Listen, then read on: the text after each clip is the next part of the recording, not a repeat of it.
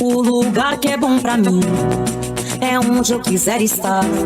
A estrela ainda brilha, ela é quem vai me guiar. Ser guerreira é minha sina, batalhando pra vencer. Tenho voz pra ser ouvida, tenho sonhos pra viver. Não vão mais conseguir me anular, me calar. Ninguém vai me impedir de cantar e lutar. Seja em casa, no campo, na rua ou na praça, chega de mordaça, agora eu vou falar. Porque eu sou mulher pra fazer acontecer. Eu sou uma delas, são elas por elas, ocupando os espaços de poder. Porque eu sou mulher pra fazer acontecer. Eu sou uma delas, são elas por elas, ocupando os espaços de poder. Olá, companheira! Seja muito bem-vinda! Como é que você tá, hein? Na aula de hoje, nós vamos falar sobre o tema Mulheres Trabalhadoras Domésticas, com Creuza Maria Oliveira. A Creuza é fundadora e secretária de formação do Sindicato dos Trabalhadores Domésticos na Bahia e presidenta de honra da Federação Nacional das Trabalhadoras Domésticas, a FENATRAD. Além disso, Creuza é militante do Movimento Negro Unificado e é secretária de Direitos Humanos da Confederação Latino-Americana e Caribenha das Trabalhadoras Domésticas. Olá, eu sou Creuza Oliveira, estou presidenta de honra da Federação Nacional das Trabalhadoras Domésticas e secretária de formação do Sindicato das Trabalhadoras Domésticas da Bahia. Milito no movimento de mulheres negras, também sou militante pela luta pela igualdade racial e outras lutas importantes para nós, trabalhadores e trabalhadoras, para as mulheres em geral, né? Mas a minha categoria é a categoria de trabalhadora doméstica, o qual eu comecei a trabalhar antes dos 10 anos de idade, e a minha militância sindical iniciou na década de 80, com um pequeno grupo de trabalhadoras domésticas que se reuniam 2 vezes no mês, que era o segundo e quarto domingo do mês. E a gente se reunia para discutir coisas relevantes à nossa categoria. Nossas condições de trabalho, as formas de violência no local de trabalho. Até 88, a gente não tinha direitos garantidos, como salário, 13º. A gente só tinha direito mesmo à carteira assinada e 20 dias de férias. E a contribuição da Previdência, que para isso precisava apresentar um atestado criminal para poder ser inscrita na Previdência. E como o resultado da luta, sempre as mulheres têm lutado para conquistar o seu direito, o direito ao voto, o direito ao trabalho, todos os direitos das mulheres, né? Nós lutamos para conquistarmos isso, senão não aconteceria, né? E a história das trabalhadoras domésticas no Brasil é uma história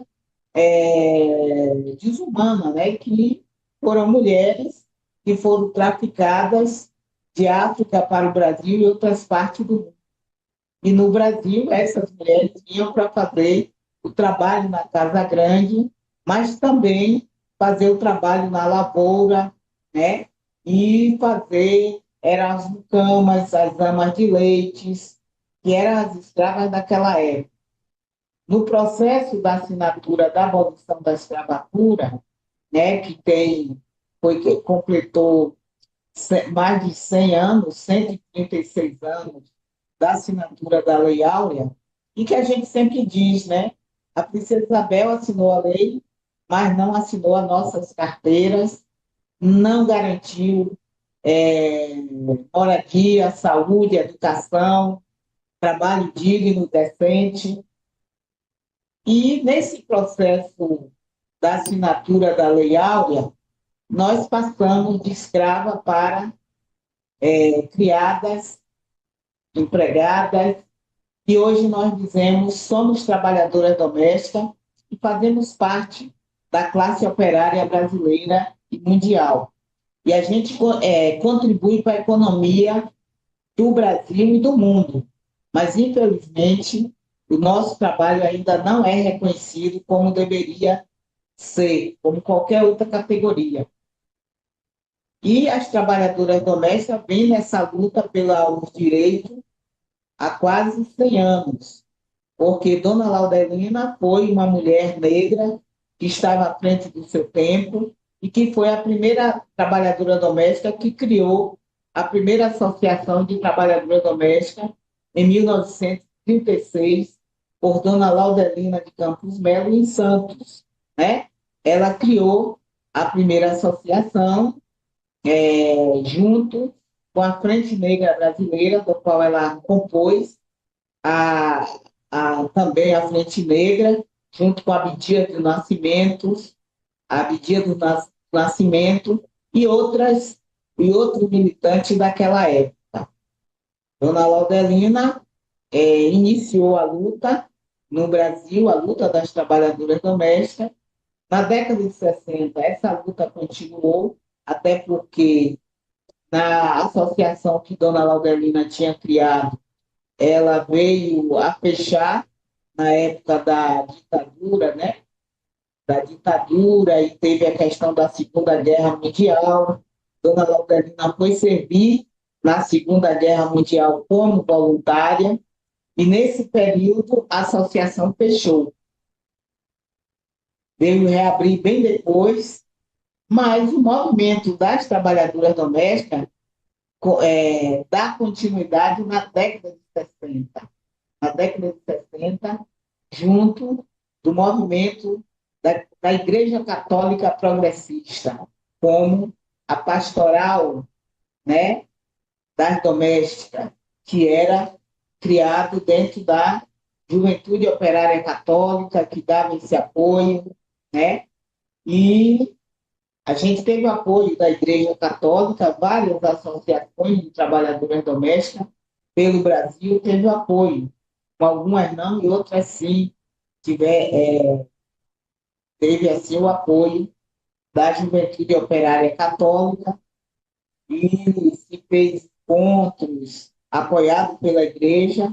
E na década de 80, as trabalhadoras domésticas começam a se organizar já com pouco apoio da Igreja, já que a gente estava aí na luta para se tornar de associação para sindicato. E aí a gente continua na luta fazendo encontros regionais, congressos, e em 88 a gente conquista o direito de se organizar em sindicato. Se organizar em sindicato foi uma via sacra terrível lá dentro do Congresso, na época da Constituição Federal. A Benedita da Silva foi a nossa porta-voz dentro do Congresso, lá na época da Constituição, 87 até 88, quando a gente conseguiu a promulgação da Constituição Federal, e a gente conquista, então, salário, 13º, aviso, né? E também o direito de se organizar em sindicato.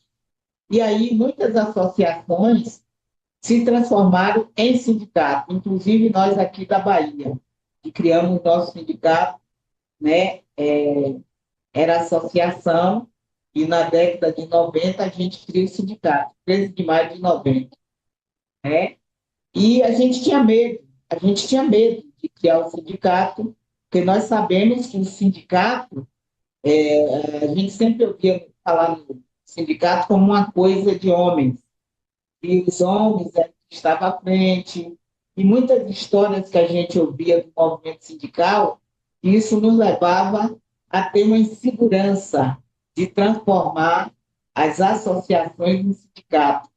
E a gente precisou de formação, né, para que a gente tivesse essa coragem de transformar as associações em sindicato. E nesse momento também é o momento que tem a discussão da CUT, a Central Única dos Trabalhadores e Trabalhadoras, e algumas companheiras, inclusive, fazem parte dessa construção da Central Única dos Trabalhadores e Trabalhadoras, né? As companheiras lá do Rio, Pernambuco, faz parte aí dessa criação. E depois dos sindicatos filiados, alguns sindicatos se filiam à CUT, que é a Central Única, né? E a gente se filia à CUT, e foi muito importante esse momento, porque a gente pôde estar caminhando junto com a classe trabalhadora de outras categorias. E também não foi fácil para nós estarmos participando de outros movimentos, como 1º de maio e outras datas importantes para a classe trabalhadora, né? Participando dos encontros da CUT. Também foi a época também que foi criado também, na criação do PT, que algumas colegas também participaram da criação do PT, se filiaram, né? E assim a gente vem há quase 100 anos nessa luta para organizar a nossa categoria. A nossa categoria é uma categoria dispersa, está cada uma em uma casa, em um apartamento, houve mais os empregadores e empregadoras do que a sua base. Trazer uma trabalhadora para dentro do sindicato, para o movimento sindical, não é fácil, e a gente começa assim, gateando, participando do movimento sindical, participando do movimento feminista, mesmo sabendo que no movimento feminista branco era a maioria patroas que estavam lá no movimento feminista. Mas mesmo assim, uma ou outra participava de alguma forma tímida, mas estava lá. A nossa participação também marcante foi dentro do movimento negro. A participação não de todo o sindicato. Tinha alguns sindicatos que tinham resistência a participar do movimento feminista, tinha resistência a participar do movimento negro, né? Eu acho que dos sindicatos fundados no Brasil, que teve atuação presente no movimento negro, foi o sindicato da Bahia e o de São Luís do Maranhão, né, que teve mais atuação dentro do movimento negro, como, por exemplo, o MNU, Movimento Negro Unificado, do qual eu faço parte até hoje, né, do MNU. E de lá para cá a gente vem conquistando direito lentamente, porque nós sabemos que os 3 poderes nos empregam, o judiciário, o executivo e o legislativo, e não é fácil você lutar contra o sistema que são os judiciários, ou seja,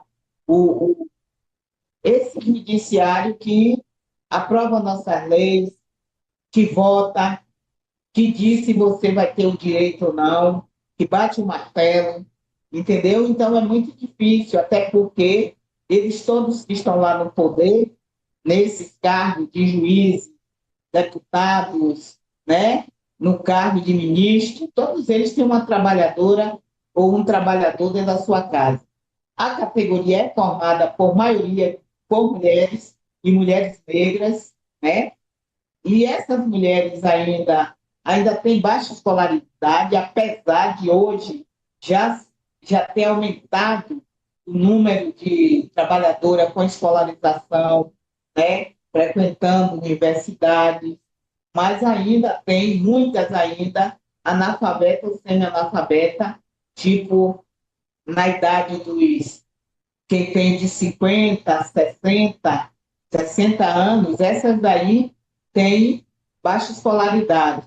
É uma categoria que tem um grande número de mães solas, né, com o trabalho doméstico, ela sustenta suas famílias e ela própria, né? São mulheres que todo dia saem para trabalhar, larga a sua casa, deixa a sua casa às 5, 6 horas da manhã, só retorna às 18 horas, mesmo com o advento do nosso direito conquistado, das conquistas, mas ainda tem muita trabalhadora que os seus direitos não são respeitados. O direito da carteira assinada, por exemplo, são 50 anos, mas nesses 50 anos de carteira assinada, de lei de carteira assinada, a grande maioria não tem.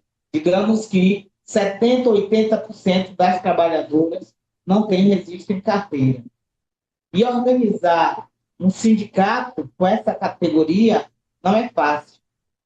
Nós estamos aí, o sindicato tem sindicato quase em todo o Brasil, também temos uma federação nacional, que é a FENATRAB, Federação Nacional das Trabalhadoras Domésticas, tem sindicatos espalhados pelo Brasil, que são filiados à CUT, né? Filiado à nossa federação. Existe também, temos também uma federação latino-americana e caribenha e uma federação internacional, que é a FIT, né? Então, a gente procura estar se organizando a nível local, a nível internacional, porque o trabalho doméstico ele existe em todo mundo. Agora, existem diferentes formas de organização, tanto no Brasil como a nível internacional. Aqui no Brasil, a organização sindical ela é mais legítima, com as trabalhadoras que estão à frente dos sindicatos, presidindo, e organizar um sindicato é fazer política. E nós não fomos educadas para fazer política. Na hora da gente formar uma chapa na direção do sindicato, é uma dificuldade. Quem é que quer assumir a presidência, ser secretária-geral, estar na tesouraria, porque o nosso sindicato são sindicatos que não têm recursos, que sobrevivem de apoio de outros sindicatos, ou de pessoas, ou de projetos, quando a gente consegue projetos, né? Então, é muito difícil a organização, né? A maioria não tem sede própria, se reúne em alguns espaços, e outros sindicatos conseguiram um espaço de uma creche, de uma sede, através da igreja, através do movimento de projetos, né? Como aqui na Bahia, a gente tem uma sede, mas foi resultado de um projeto, né? E junto a gente vem fazendo o trabalho da luta pelas políticas públicas, como creche, escola tempo integral, moradia para as trabalhadoras domésticas. A FENATRAB fez uma campanha de moradia no primeiro governo do presidente Lula, no Minha Casa Minha Vida, né? Aqui na Bahia a gente conseguiu um conjunto habitacional para as trabalhadoras domésticas, mas para a gente isso não foi fácil. A gente conseguir a moradia, conseguir um conjunto habitacional com espaço de uma creche no local, né? E aí, daí a gente vem na luta agora, junto ao governo, pela questão da política do cuidado.